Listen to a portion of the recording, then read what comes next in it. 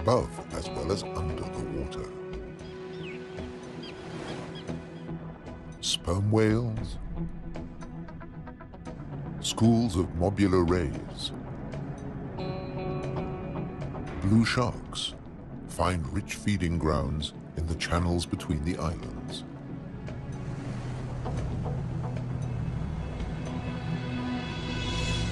Nutrient-rich reefs draw in life. Blue whales seek out tons of krill in ocean depths. Here, around the Azores, Europe's wild islands.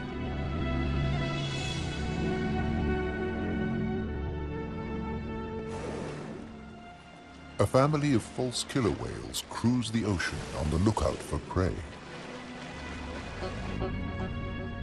A blue shark patrols alone. Shoalfish confuse single predators.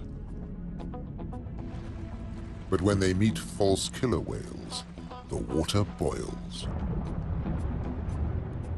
An individual false killer whale dives down with its prey.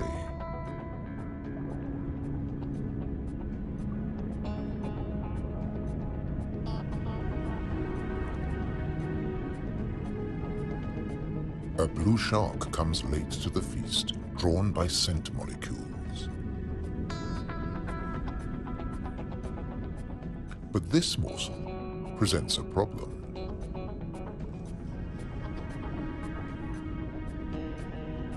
With jaws not made for chewing, it'll never swallow this tail fin.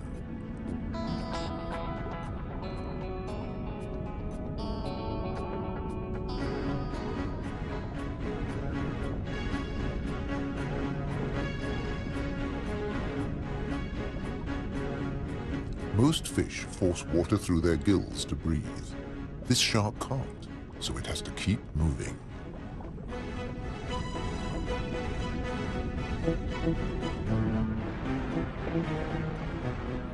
Near the surface, another blue shark is demolishing a tuna. This job its teeth can do: shake and take.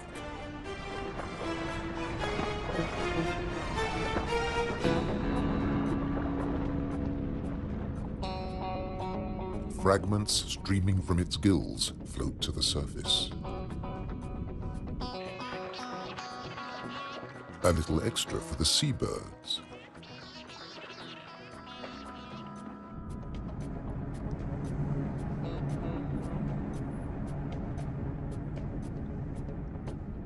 Not all the remains go up.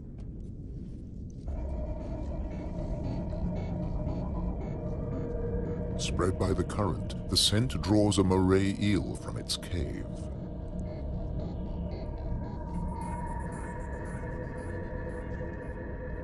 Sea bream, triggerfish, and painted combers are on its tail.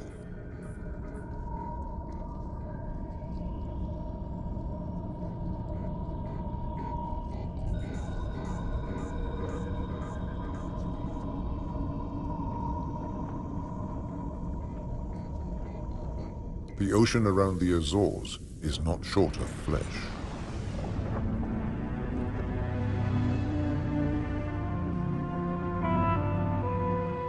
And yet above the water, the islands themselves have no large wild animals. When Portuguese sailors landed on the Azores in 1427, these first humans found no vertebrates at all, except birds and two small species of bat. The birds evolved over time. This variant of the grey wagtail lives only on the Azores.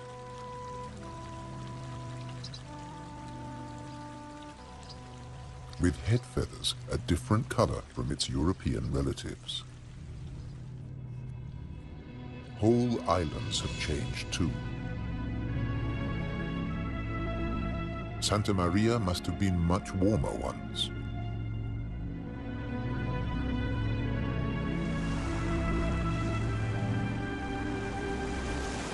Many of these ocean fossils belong to extinct species that once lived in warmer waters.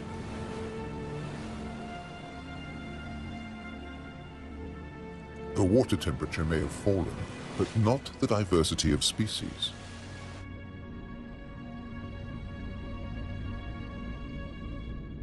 After nearly 6 centuries of human habitation, the seas around these volcanic islands are still largely unexplored.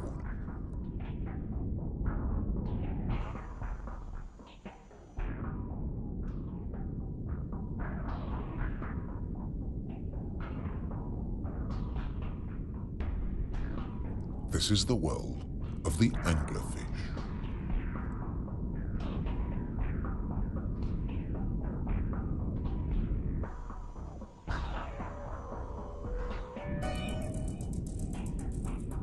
A 1,000 meters down, this pink frogmouth ignores the pressure of 100 kilos per square centimeter. Other deep dwellers are less easy to name.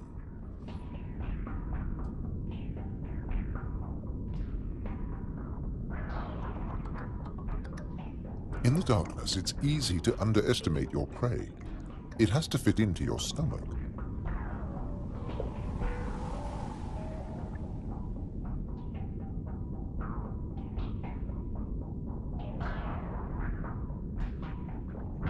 The six-gill is one of the largest deep-sea sharks, but at night it swims to the shallows to feed. The spider crab lives in darkness. It has never seen this kind of light. Nor has its coral community. Beyond the scorpionfish and past the deep-sea sponges, there's an unknown world.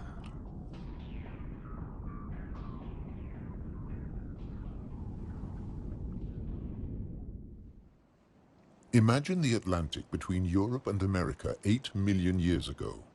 Pressure along the mid-Atlantic ridge forces the continental plates apart. Volcanoes pierce the surface on both the Eurasian and the American side. The Azores.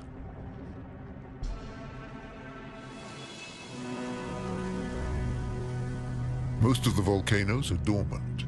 Water, not lava, fills their craters.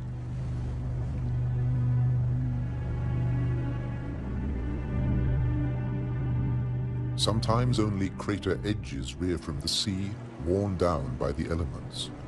Spawned by the sea, there too they will return. For now, it's craters that dominate the landscape.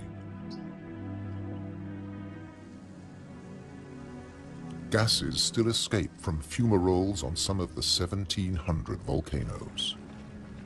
Heat brings water almost to boiling point.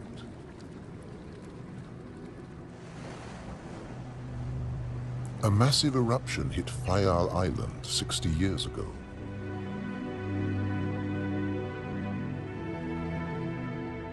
Humans couldn't live in this lunar landscape.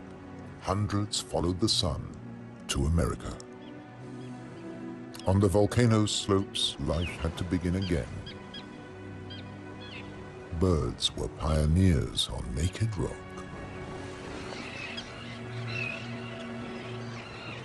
Wind and birds still bring seeds from over the sea. Some come floating in.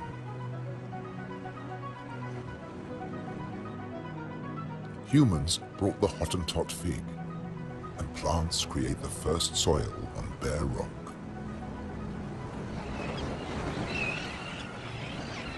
An active volcano will destroy life.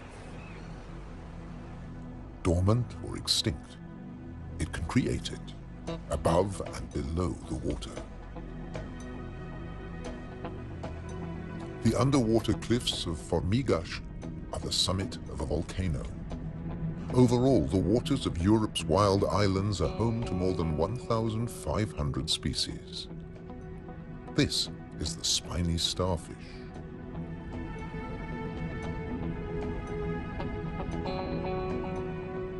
There are 530 fish species. Like the damselfish, swarming.